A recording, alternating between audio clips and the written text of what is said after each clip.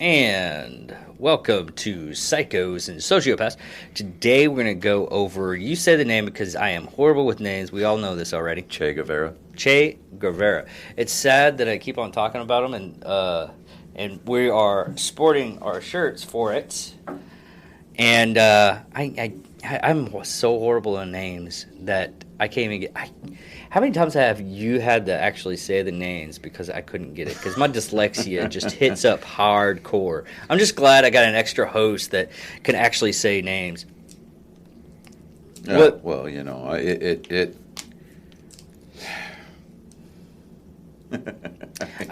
half the time it makes me feel like an idiot savant. It really does.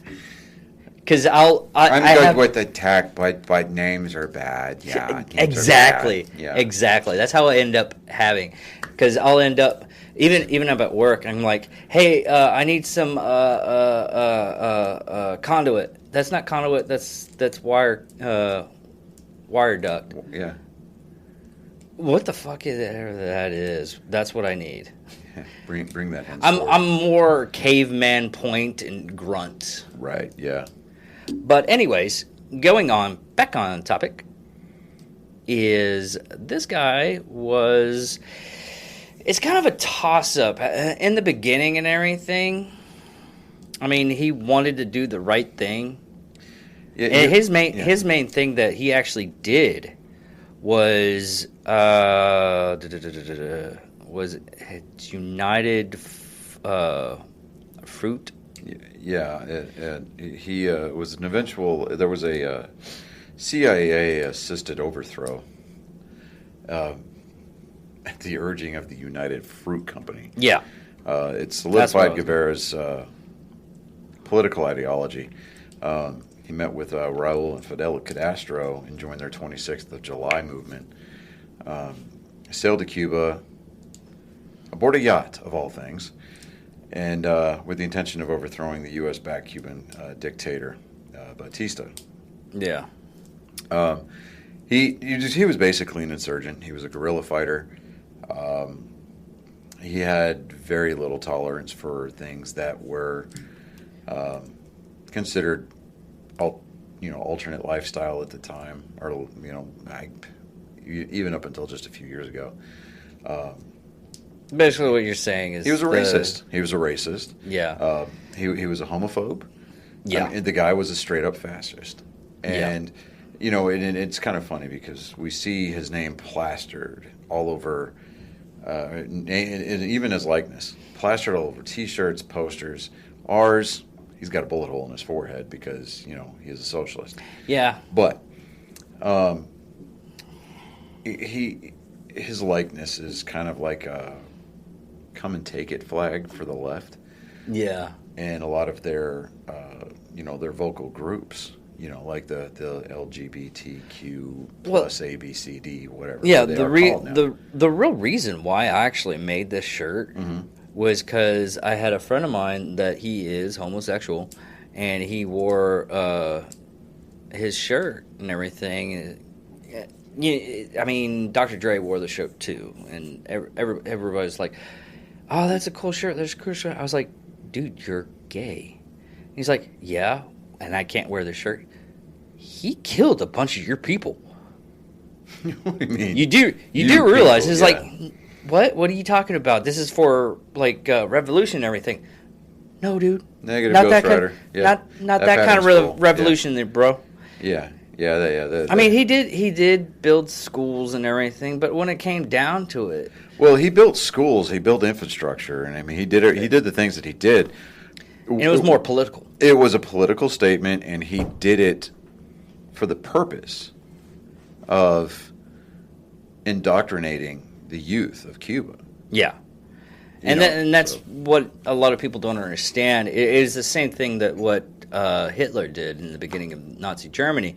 Is if you control the information, the couple of things to overthrow a country, you control the information, you control the economics, and you control the media. You control the truth, which a lot of people right now, and this was brought to my attention of another way of thinking of the media. Nowadays, the media isn't the media. It's more or less like it's a mouthpiece. It's see the media in its truest sense for me is it's more entertainment. Yeah, well, see for me the media, excuse me, the media in this country is dead. I mean, it has been for a while. Well, it's a different. You have to try to find the different. Well, we say media, and then you're going to find somebody who listens to this podcast. They're going to watch us on YouTube or whatever. Any of us, and here's our shameless plug. Any of our followers that follow us either on YouTube, Spotify, or Apple podcast service, or Patreon once that gets up and going. Yeah. They're going to be like, well, media can be defined as A, B, and C. All right, well, let's just break that down a little bit further for you there, Nancy. If you control the news outlets in the country, you can control whatever narrative. Because, again, just like what he attempted to do, what Hitler did through Goebbels, they controlled what information was released. And if it didn't fit the narrative, yes, Goebbels was the information officer for the Nazi Party. That was actually the name? Goebbels, yeah. That's weird. Yeah. Not to be confused now, I'm trying with to look the gerbils at, that he probably had. We did an episode. Rampant, we did an episode with what was his name? Richard. God, the guy. The Dr. Death from Auschwitz. Yeah. No, the guy. I don't know if I did it or not. That's why I'm looking up this. Is Richard something? And basically, no, I did do it, but it ended up being heavily edited to where I couldn't use it, so I chunked it. But the guy that saved all those lives from that Atlanta Olympic game. Oh, I'm trying to find it. I know it's Richard something. And dadgummit. Yeah, I'm there right now. I'm just trying to. There you go. I have to look up Clint Eastwood because he did a movie of it.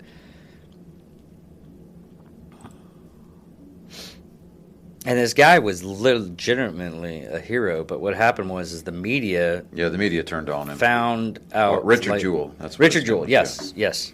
I wanted to do one over him. Because that just goes to show of how much, and everybody's like, oh, the media now. No, the media has been doing this for several decades. Yeah, the media, they find themselves Centuries, a scapegoat. really. Yeah, they find themselves a patsy. They find somebody that they can dump the information on, and they go with it. And I think a lot of it is because there's that trend of lazy reporting. That is more something that originates in this country because of the freedom of the press, as opposed to the, European countries, even in England to an extent. Specifically speaking towards like the BBC writers, they everything's got to be okayed before it gets on, before it goes on the air. Yeah, but it's like a lot of people. It's like, oh, Canada has free speech. It's like, no, they don't. No, they don't. The only really free newspaper that I think, as far as like reporting the actual facts, that still remains in the world today is the Jerusalem Times. Really? Yeah, I mean, if you get the English version of the Jerusalem Times online, they are unabashedly unbiased. They report it, whether it be pro ruling party or not. It does not matter. They do not care, because it is about the facts. I mean, that is the last. Well, to be honest, I think it's going to become the standard for which the news media around the world is going to have to start setting itself against. Well, you also got to look at it as being Jews themselves and having to go through Nazi Germany. That's probably the reason why. Well, I mean, ever since the United Nations recognized the country of Israel, they've been catching all kinds of hell. Whether it be through the 6-Day War, what have you. It doesn't matter. Now they're dealing with all the Palestinians again on the West Bank, Gaza Strip. and it's just,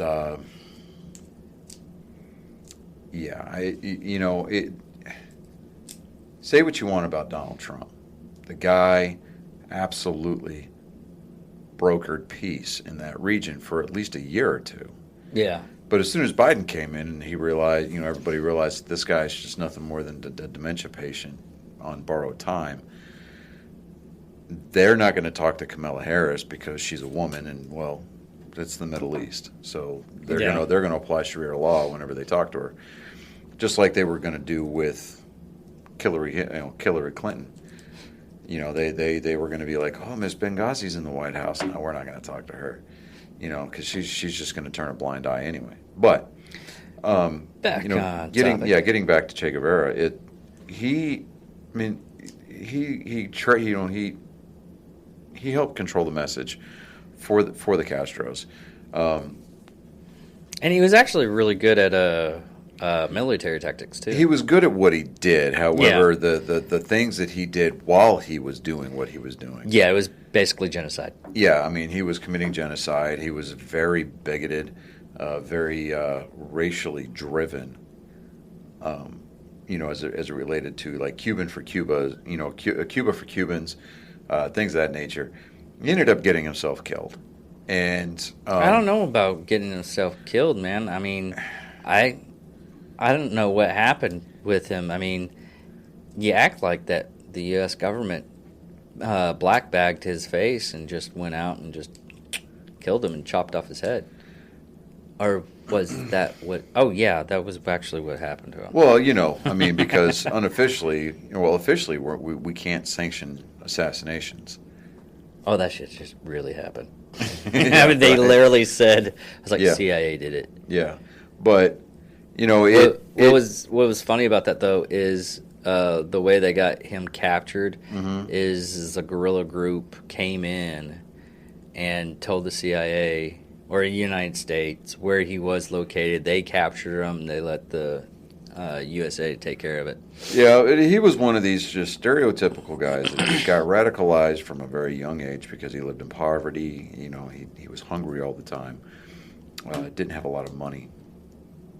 And somebody come along and said, hey, socialism is the way to go if you want to straight get rich. Because the problem with socialism is that eventually you're going to run out of other people's money. And the people that are in power are going to eventually lose that power. Case in point, I think both of the Castros are dead now. Actually, I think the younger brother's still alive, right? I know Fidel's dead. Fidel's definitely dead. Yeah. And see, how different would it have been, just to kind of put a little sports spin on this, but how different would Cuba have turned out? And how different would the relations or the political climate in the Caribbean would that be if Fidel Castro had been allowed to defect to the United States to play Major League Baseball? Yeah. That's one of those. It was the same thing of what if Adolf Hitler actually became a prominent artist. Well, there was also a British sniper in World War I that missed Adolf Hitler's head by about, 6 inches, and instead hit the guy next to him. So, Yeah, it's... way to go. His brother, Raul. Yeah, I think Raul's still alive, but yeah. Raul's, I don't think he was nearly as ruthless as Fidel was. But I think that the paradigm, at least in our hemisphere, and the Cuban Missile Crisis definitely probably would have never happened had Fidel been allowed to play baseball in the United States. Because apparently he had a pretty good fastball. Loved the game, loved to pitch, and he was a pitcher. But they were not desegregating at that time, and he was just based on his ethnicity, was not allowed to play baseball. Yeah, that's actually really sad on that. We could have just ended up stopping a lot of the stuff that happened in the 60s because of just let him play ball. See, this is why we're not racist, kids, and this is why baseball has not only a prominent place in American history, but world history as well. So, there you go. The more you know. Here's another... Here's... Is Cuba's still communist, right? Yeah, they're still communist. We Are they? had embargoes against them where we couldn't travel to them. To an extent, I think we still can't do any kind of like business with them. No. Well, I think they cut the sanctions, the tariffs. Yeah, but you still can't get a good, real, honest to God Cuban cigar in the United States unless you know somebody. Or have you been to Kuwait? Or if you, well, yeah, you'd still have to know somebody. Yeah, yeah. But what really got me on this, and why I really don't like this guy, is the basic fact of how many people he's actually killed. Just because he was trying to do like any kind of ruthless warlord, and that's what he was. He was a ruthless warlord. Any ruthless warlord, when they're actually trying to assert some kind of ideals on everybody, they have to crack a couple of heads. And that's what a lot of people don't understand. It's like, oh, no, they're peaceful. It's like, no. Yeah, no. And a lot of people think of him as a revolutionary. He was a revolutionary. No, he was not. No. He was just a guerrilla fighter. He took the opportunity to take out his angst and anger on political opponents, innocent people. And it's like the first thing they did because of socialism, wanting socialism. It was 233,000 acres from the United Fruit Company. And what it ended up happening is the way he wanted it is, we have to give it to the peasants. We have to give it back to the peasants. These people can't be capitalists and control all this land. Right. And these people were actually using the land to get jobs to the people that, I mean, a lot of people don't understand how businesses actually work and everything. They work at a place, but they don't understand how to work. Yeah, even communist Red China. They went to capitalism. They practice capitalism on a daily basis, but and that just happened recently, like in 2015. Well, they went to more of a free market model back in 2015, but they've been practicing capitalism for a very long time. Yeah, with all of the sweatshops that are over there and all of the trinkets and cheap electronics that we've been able to enjoy. You forgot the enslavement camps too. Oh well, yeah. Your political re-education camps, where your dissidents, dissidents go to disappear if they don't learn the party line. But well, actually, it's mostly Muslims now.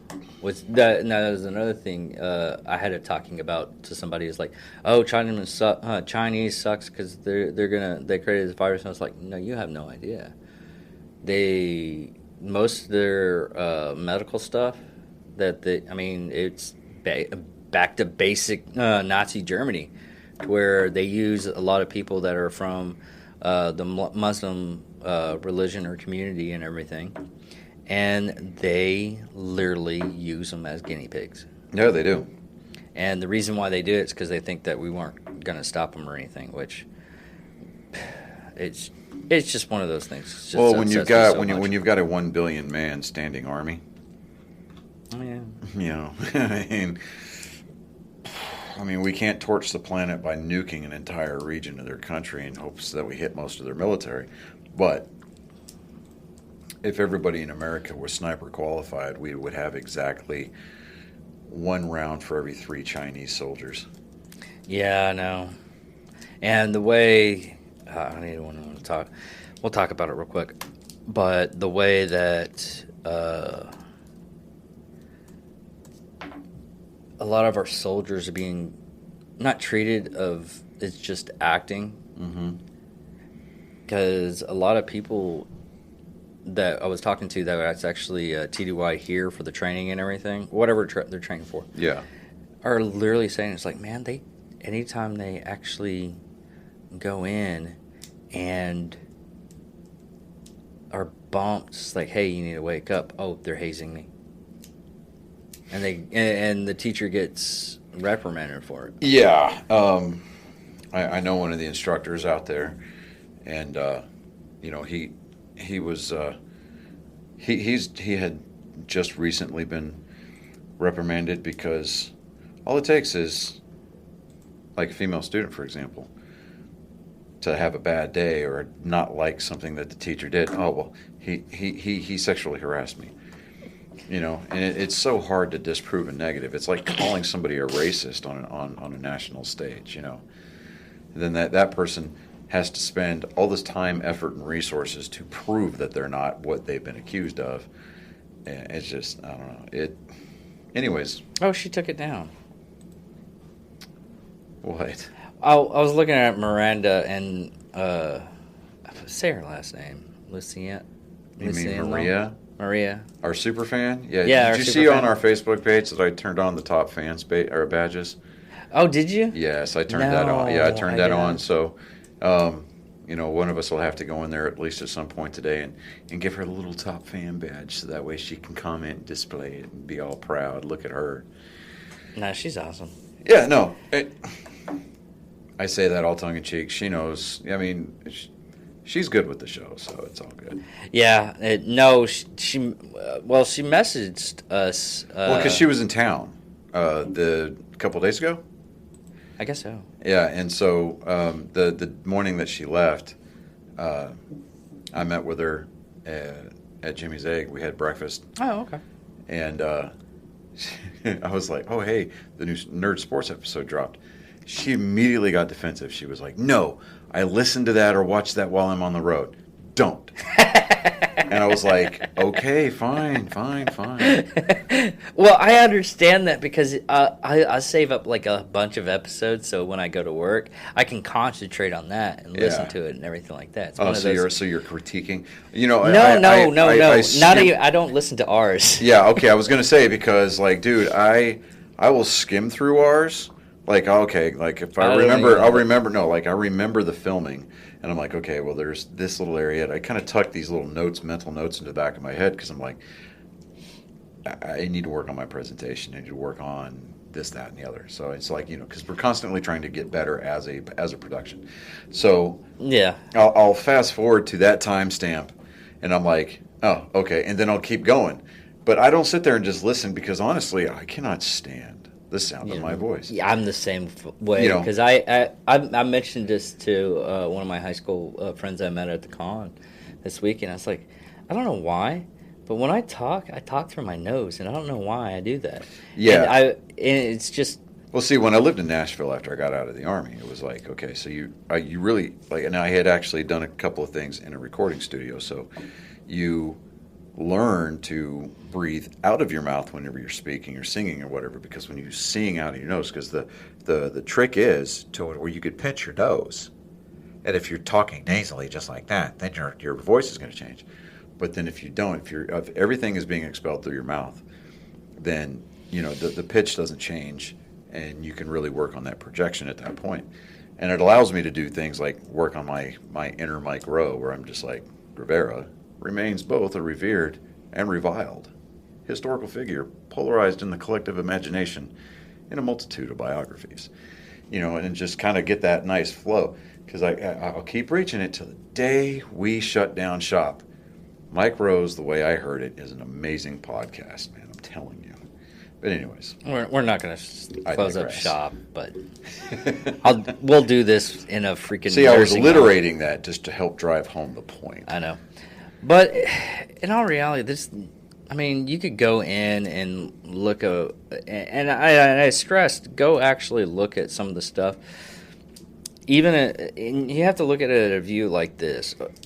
They were actually trying to praise him. Mm-hmm. And I was like, well, he did this. Like I said, with the schools and everything like that. I was like, this is the reason why he did it.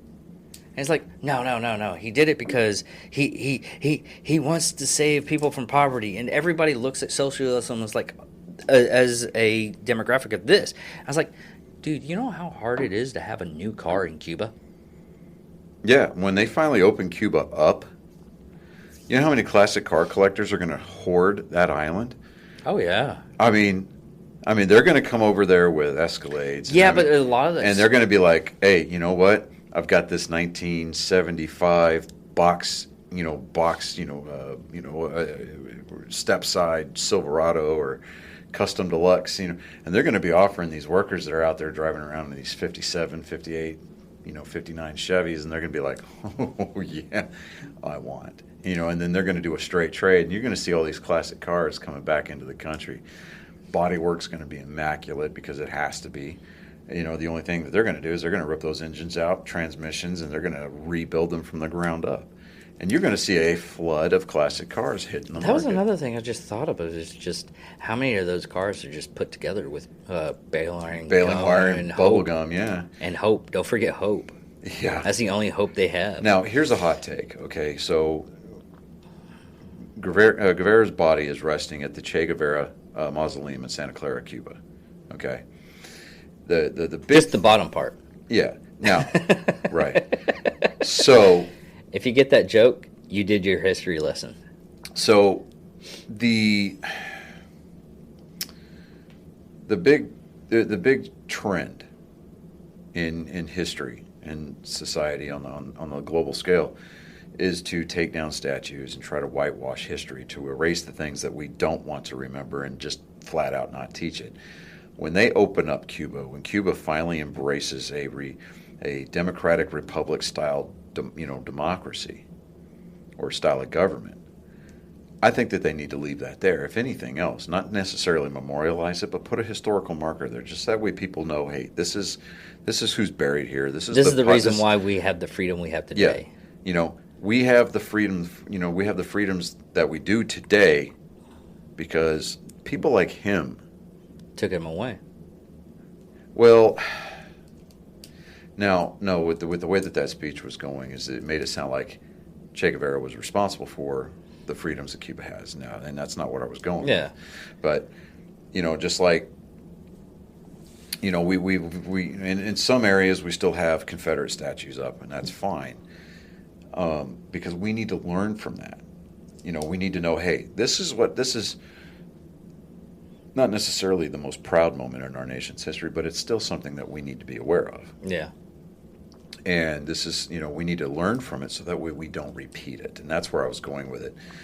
We need to leave his, memorial up. We need to leave the mausoleum where he's resting.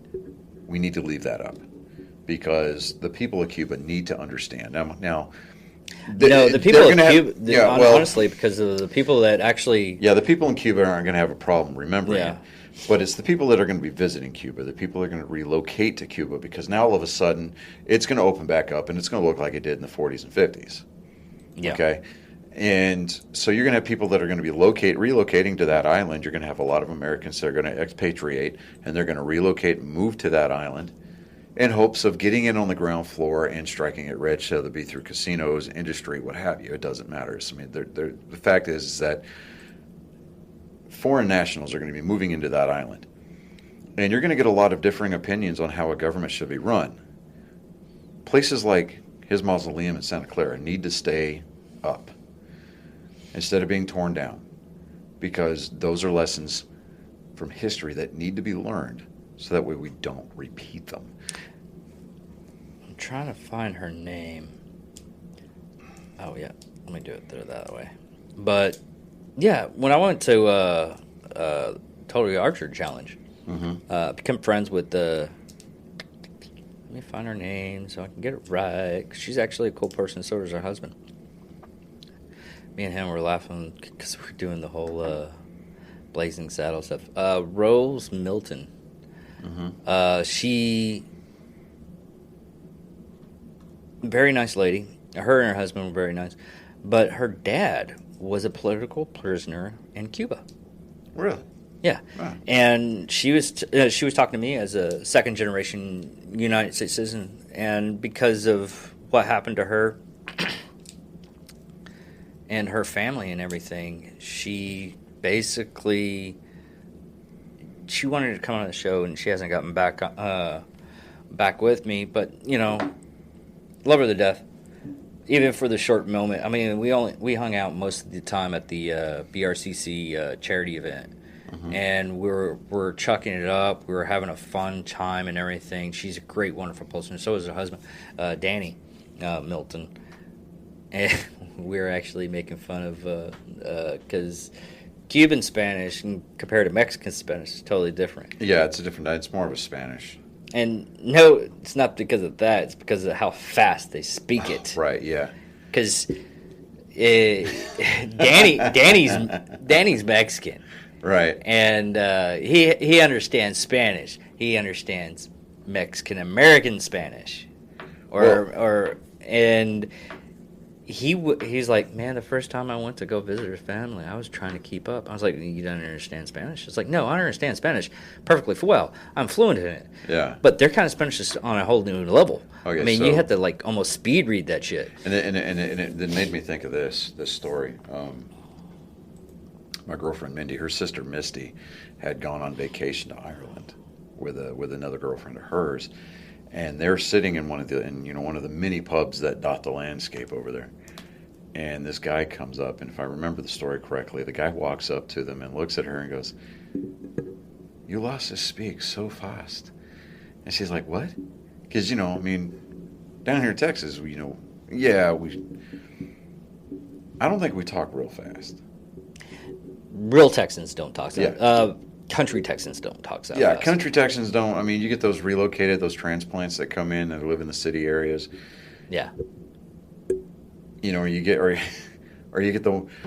these hot messes, these dumpster fires that live in towns like Wichita Falls, and they'll sit there and make the images on, it sounds like Boonhauer. Oh yeah. Yeah, those are the ones that speak fast, but it's like, but they stick to their own sides of town because it's like, all right, fine, you speak your dialect. We're gonna speak Texan. But it made me think of that because it was like everybody's speaking English, but it's like we've got Texan English, and they've got the King's English, or the Queen's English. Well, it's the King's English. And it was just funny because this gentleman, this bloke from Ireland, comes over at her. He's like, "You lost to speak incredibly fast," And she's sitting there telling the story, and the look on her face is like, "What? No, we don't. Do we? No." And it's just, I thought it was hilarious. It made me think of that. So, yeah. So now after we leave the studio today, I get to text or call my girlfriend and be like, "Hey, yeah, I gave your sister a shout out on the show today." So, yeah, we're all about that shout out because we need you people to start watching us. And contrary to what I had stated last week, yes, that story was all about the clout. So it's whatever. Yeah. But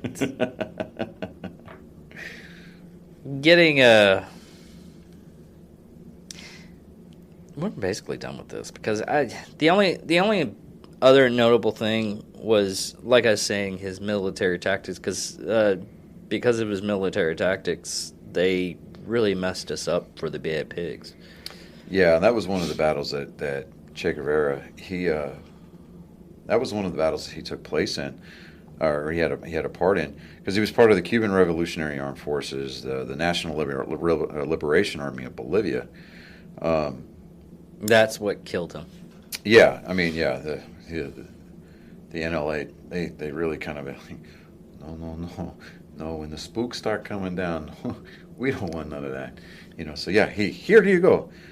This guy just shut out of nowhere, and he just told us to kill you. So we did, because he scared the shit out of us. Right. His gun was not necessarily bigger, but he is a better shot, and yeah, we not like him. But yeah, he was part of the Cuban Revolution, the Bay of Pigs invasion. The proposed Bay of Pigs. The first scene in The Professional, the guy just shows up with a knife, puts it underneath his hand, puts a phone in. Probably what happened. That's probably closer to what happened. It's like, in my head, that's what's going on.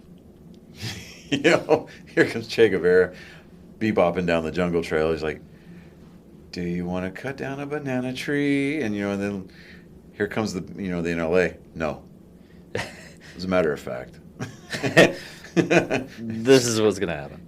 You're going to catch a warm hug. I'm sorry. I just totally went frozen with that, and yeah. So. They basically tried to lobotomize him, but they didn't realize they were using a 9mm. But man, freedom seeds though. I know. Sometimes I just go overboard though. Well, if you have a high enough grain count, then yeah, you're gonna have the exit wound. But I mean, what I would love to see like a high profile hit get performed, mafia style, and I'm not talking about like, Casino where they take him out to a cornfield out in the middle of nowhere and beat him with the baseball bat. Beat him with the baseball bat, and then just unceremoniously bury him with his dead brother. No, I didn't think they were dead. If you read about that movie, well, the brother was moving. dead. Yeah, that's right. They were, but they just buried him alive. And they just buried him alive. Yeah, that's right. Why is it always Joe Pesci getting whacked in those movies, though? I mean, but to be fair, the way that he portrays those characters. No, it's because in that time frame, Joe Pesci's character was always the asshole, and it wasn't until The Irishman to where he actually played the cool, calm mafia boss type. Yeah, that's true. But the only reason why he played that role, it's one of those things. Is I love Joe Pesci. Yeah, I do too. Like 8 heads in a body bag. 8 heads in a duffel bag. Duffel bag, yeah. Yeah. That was funny. But no, I mean, I want to see a Goodfellas style. Hey, you're getting made hit. And he walks in, sees that there's nothing but like bamboo, mats on the floor, and he's like, "Oh no!" With a 22 right behind the ear, we can do that. We can recreate it.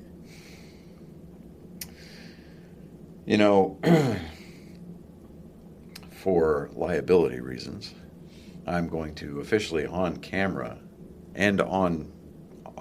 Being audio recorded here, I'm going to officially on record say that is a bad idea. No, I'm not. I'm not talking actually actual hit or anything like that. But we can actually film like a reenactment.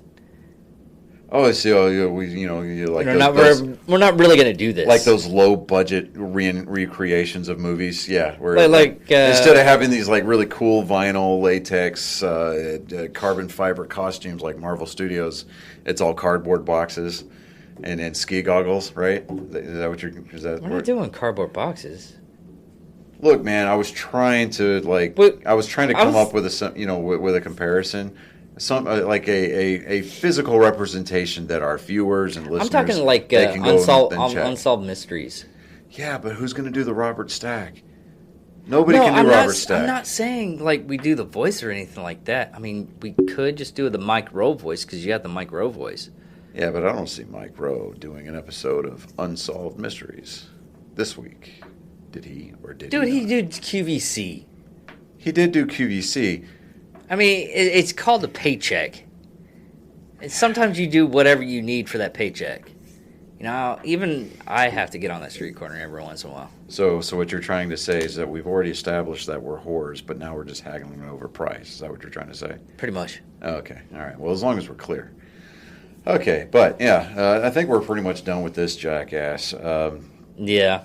The world needed somebody like him, but not for the reasons that you are thinking that he was needed.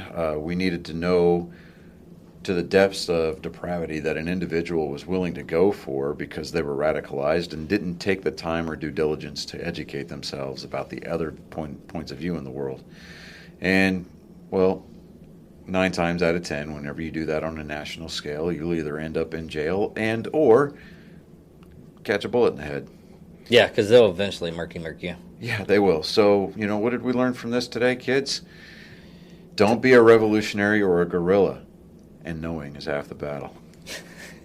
I'm David Dickerman. I'm Johnny Skelton. All right, thank you for watching, guys. Later. Goodbye.